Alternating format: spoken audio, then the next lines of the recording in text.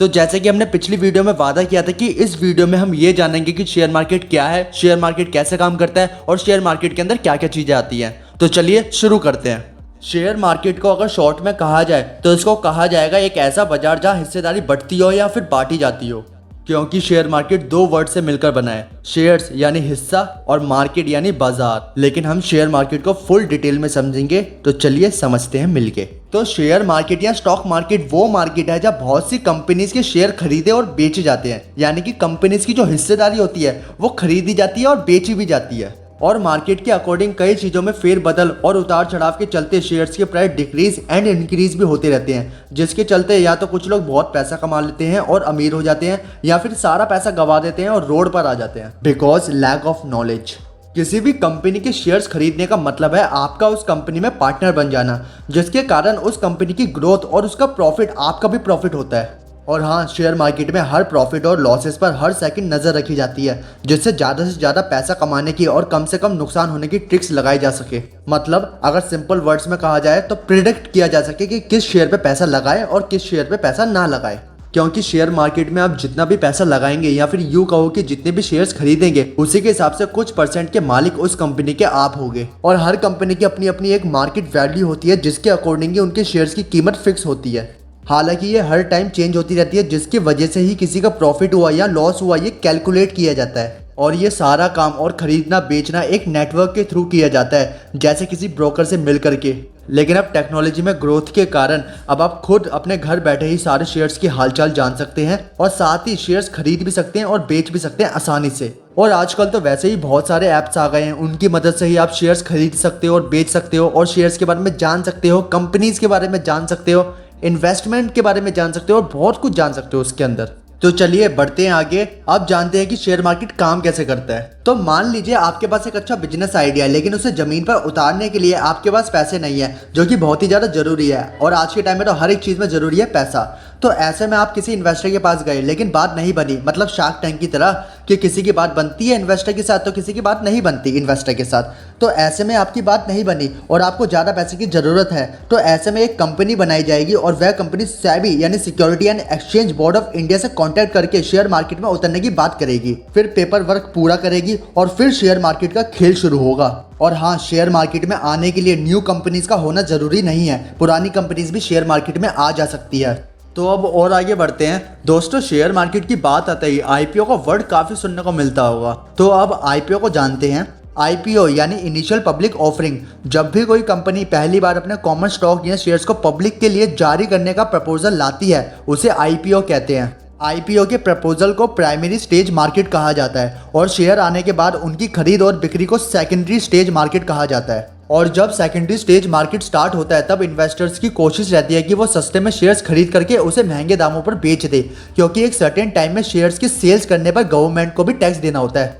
दोस्तों, अगर आईपीओ के बारे में और डिटेल्स में जानना है कि आईपीओ कैसे काम करता है, आईपीओ में कैसे इन्वेस्ट करते हैं एंड एसेट्रा, तो आप कमेंट करके बता सकते हो, मैं इसके लिए एक अलग डिटेल बना दूंगा। तो अब बढ़ते हैं आगे स्टॉक एक्सचेंज की तरफ। स्टॉक एक्सचेंज वो प्लेस है जहाँ सभी कंपनीज लिस्टेड होती है। स्टॉक एक्सचेंज किसी कंपनी और इन्वेस्टर के बीच में एक मीडिएटर का काम करता है। जब भी किसी कंपनी को शेयर मार्केट से पैसा उठाना होता है तो वो कंपनी अपने आप को स्टॉक एक्सचेंज में लिस्ट करवा लेती है, जिससे कि लोग उस कंपनी में इन्वेस्ट कर सके। और स्टॉक एक्सचेंज क्या है, इसे सिंपल से सिंपल लैंग्वेज में कहा जाए तो शेयर मार्केट एक ऐसा ठिकाना है जब कंपनी से सिक्योरिटीज यानी कि shares, debentures, bonds, mutual fund, derivatives को खरीदा और बेचा जाता है। तो ये जो ठिकाना है जहाँ इन सिक्योरिटीज को खरीदा और बेचा जाता है, बस उसी ठिकाने को ही स्टॉक एक्सचेंज कहते हैं। अब स्टॉक एक्सचेंज की हिस्ट्री क्या रही है दोस्तों। दुनिया का सबसे पुराना स्टॉक एक्सचेंज साल 1602 में डच ईस्ट इंडिया कंपनी के थ्रू नीदरलैंड में स्टैब्लिश किया गया था, जिसे आज यूरोनेक्स्ट एम्स्टरडैम स्टॉक एक्सचेंज के नाम से जाना जाता है। और पुराने टाइम में स्टॉक एक्सचेंज में शेयर का लेन देन सर्टिफिकेट के फॉर्म में होता था, लेकिन आज के इंटरनेट के जमाने में इलेक्ट्रॉनिक फॉर्म में किया जाता है। अब जानते हैं इंडिया में स्टॉक एक्सचेंज के बारे में। वैसे वैसे तो इंडिया में स्टॉक एक्सचेंज की स्टार्टिंग 1875 में की गई थी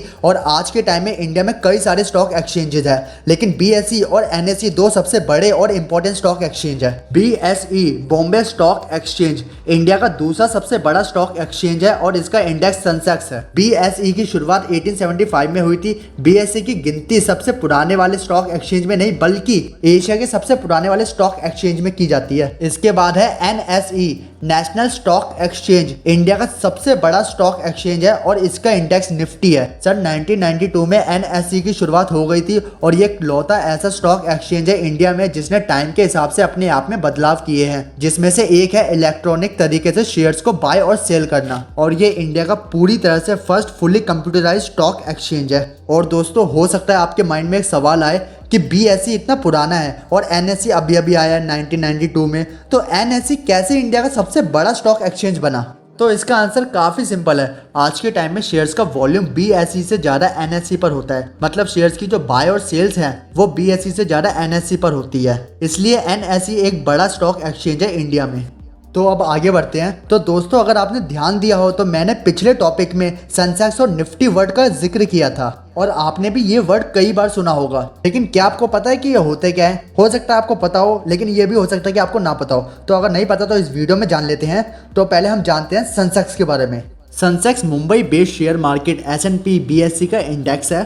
सेंसेक्स दो शब्द से मिलकर बना है, सेंस यानी सेंसिटिव, एक्स यानी इंडेक्स, और सेंसिटिव इंडेक्स को हिंदी में संवेदी सूचकांक भी कहा जाता है। सेंसेक्स मुंबई शेयर मार्केट में रजिस्टर्ड और मार्केट कैप के हिसाब से सबसे बड़ी 30 कंपनी को ही इंडेक्स करता है, यानी उसकी इंडेक्स में 30 बड़ी कंपनियां होती हैं। और सेंसेक्स के घटने और बढ़ने से ये पता चलता है कि देश की बड़ी कंपनियों को प्रॉफिट हो रहा है या लॉस हो रहा है। सेंसेक्स की शुरुआत 1 जनवरी 1986 में हुई थी। इसमें जो 30 कंपनियां शामिल होती है वो बदलती रहती है, मतलब ऐसा नहीं है कि 30 कंपनियां फिक्स ही रहे कि वो कभी बदले ही ना, कोई और दूसरी कंपनी आए ही ना, ऐसा नहीं होता। ये बदलाव आते रहते हैं इसके अंदर। और इन 30 कंपनियों को चुनने के लिए एक कमेटी बनाई गई है जो इन 30 कंपनियों को चुनती है सेंसेक्स के इंडेक्स के लिए, और 30 कंपनियों को इंडेक्स करने के कारण इसे BSE 30 के नाम से भी जाना जाता है। अब आते हैं निफ्टी की तरफ कि निफ्टी क्या होता है। तो निफ्टी शेयर मार्केट NSE का इंडेक्स है।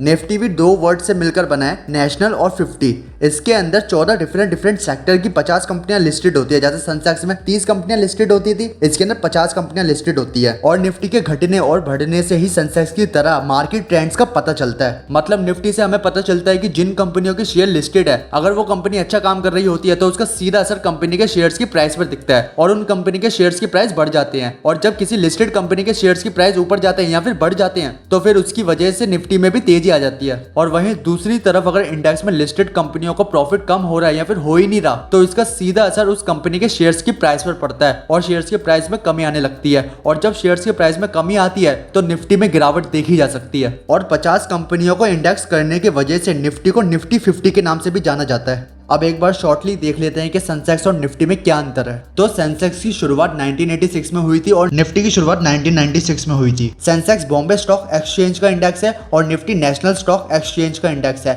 सेंसेक्स में 30 कंपनियां शामिल होती है और निफ्टी में 50 कंपनियां शामिल होती है। सेंसेक्स का बेस ईयर 1978 से 79 है, जबकि निफ्टी का बेस ईयर 1995 है। सेंसेक्स का बेस वैल्यू 100 है तो वहीं दूसरी तरफ निफ्टी का बेस वैल्यू 1000 है। तो दोस्तों, सेंसेक्स और निफ्टी में कैलकुलेशन कैसे होता है, निफ्टी और सेंसेक्स इतने खास क्यों है और क्या क्या चीजें होती है इसके अंदर, इसके लिए मैं एक अलग से डिटेल वीडियो बनाऊंगा। लेकिन अब हम बढ़ते हैं आगे और जानते हैं मार्केट कैप के बारे में। मार्केट कैप दरअसल मार्केट कैपिटलाइजेशन का शॉर्ट फॉर्म है। ये किसी भी कंपनी के करंट शेयर्स की टोटल मार्केट वैल्यू को दर्शाता है, यानी करंट टाइम में उस कंपनी की मार्केट प्राइस टोटल कितनी हो सकती है ये शो करता है। और चूंकि शेयर को ओपन मार्केट में पब्लिक की ओर से बाय और सेल किया जाता रहता है, तो अगर किसी कंपनी के शेयर प्राइस में उतार चढ़ाव आता रहता है तो उसके मार्केट कैप में भी उतार चढ़ाव आता रहेगा। लेकिन मार्केट कैप का कंपनी और उसके रिसोर्सेज की एक्चुअल कॉस्ट से कोई मतलब नहीं होता। रियलिटी में ना ये कंपनी के बेनिफिट्स कमाने की पॉसिबिलिटीज से प्रभावित होते हैं बस। तो अब मार्केट कैप की कैलकुलेशन कैसे की जाती है उसको जानते हैं। तो किसी कंपनी के मार्केट कैप को तय करने के लिए उस कंपनी के एक शेयर की कीमत को टोटल सेल किए गए शेयर से मल्टीप्लाई करके निकाला जाता है और इसका एक फॉर्मूला होता है और वो कुछ इस टाइप का होता है, MC =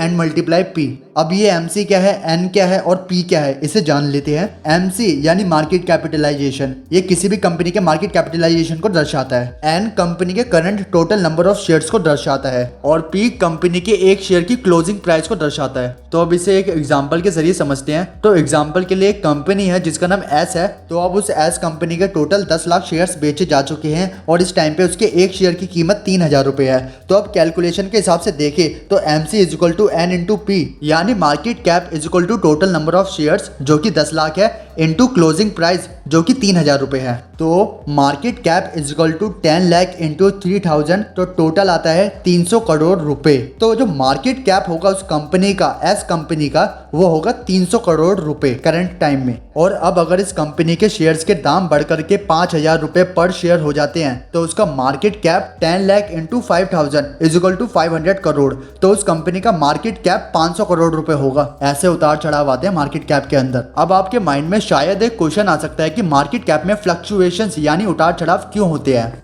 तो अगर किसी कंपनी की प्रॉफिट अर्न करने की पॉसिबिलिटीज अच्छी है तो लोग उस कंपनी में हिस्सेदार बनने के लिए ज़्यादा से ज़्यादा इच्छुक होंगे, मतलब ज़्यादा एक्साइटेड होंगे और लोग उस कंपनी के शेयर खरीदने के लिए ज़्यादा से ज़्यादा कीमत देने को भी तैयार रहेंगे। और वहीं दूसरी तरफ अगर किसी कंपनी की प्रॉफिट अर्न करने की पॉसिबिलिटीज कमज़ोर होती है तो उसकी इमेज लोगों के बीच में नेगेटिव हो जाती है और उस कंपनी के शेयर खरीदने के लिए कोई भी ज़्यादा पैसा लगाने को तैयार नहीं होता। मतलब ये भी कह सकते हो कि लोगों का उस कंपनी के शेयर्स में इंटरेस्ट काफ़ी कम हो जाता है। लेकिन हाँ दोस्तों, इस बात का हमेशा ध्यान रखना कि कभी कभी प्रेजेंट में कम कीमत वाली शेयर्स वाली कंपनी में भी बड़ी बड़ी पॉसिबिलिटीज छिपी रहती है। शेयर मार्केट के प्लेयर्स यानी share market specialist in possibilities की असेसमेंट करके इनके शेयर्स में पैसा लगाते हैं और बाद में बड़े बड़े प्रॉफिट्स अर्न करने में सक्सेसफुल होते हैं, जैसे कि एग्जांपल के तौर पे वॉरेन बफेट। तो अब आपको पता चल गया होगा कि मार्केट कैप में उतार चढ़ाव क्यों होते हैं। तो अब आगे बढ़ते हैं और जानते हैं फ्री फ्लोट मार्केट के बारे में। तो कभी कभी कंपनी के सभी करंट शेयर्स ओपन मार्केट में बेचने के लिए नहीं होते। टोटल शेयर में से एक सर्टेन हिस्सा ही ओपन मार्केट में लोगों के लिए बाय और सेल के लिए अवेलेबल कराया जाता है। तो जो शेयर्स ओपन मार्केट में खरीदने और बेचने के लिए अवेलेबल होते हैं उन्हें फ्लोट कहा जाता है। और ऐसे में सिर्फ फ्लोटिंग शेयर की कीमत को जोड़ा जाए, यानी कि जो ओपन मार्केट में अवेलेबल है शेयर खरीदने और बेचने के लिए उनकी कीमत को जोड़ा जाए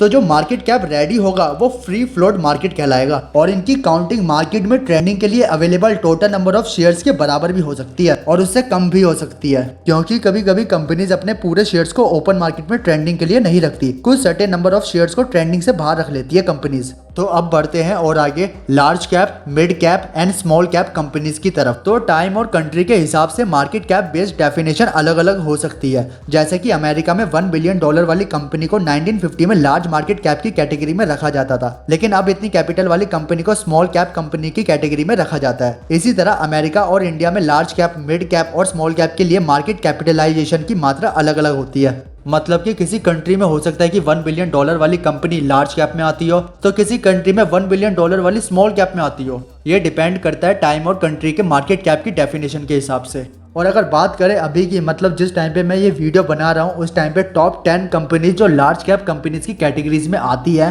तो उनके नाम और उनका टोटल मार्केट कैप देखिए अपने स्क्रीन पर। तो फर्स्ट नंबर पर है एप्पल कंपनी जिसका मार्केट कैप $2.731 ट्रिलियन है। सेकंड पे है सऊदी अरामको, थर्ड पर है माइक्रोसॉफ्ट, फोर्थ पे है गूगल, फिफ्थ पे है अमेजोन और लास्ट में देखिए, लास्ट में ये TSMC करके कोई कंपनी है जो कि 10वें नंबर पर है। और हाँ दोस्तों, एक बात मैं बताना भूल गया था सेंसेक्स और निफ्टी के टॉपिक में कि अगर सेंसेक्स और निफ्टी में गिरावट आ रही है तो उसके गिरने का मतलब ये नहीं है कि सारी कंपनियां घाटे में जा रही है या फिर सबका पैसा डूब रहा है। सेंसेक्स 30 बड़ी कंपनीज और निफ्टी 50 बड़ी कंपनी से फिक्स होती है, इसलिए कई बार सेंसेक्स और निफ्टी में गिरावट के बावजूद भी कोई छोटी कंपनी या फिर कोई कंपनी अच्छा परफॉर्म करती रहती है। तो दोस्तों आई होप आपको काफी हद तक क्लियर हुआ हो शेयर मार्केट के बारे में। तो चलिए मिलते हैं अब नेक्स्ट वीडियो में, तब तक के लिए goodbye and see you in next video.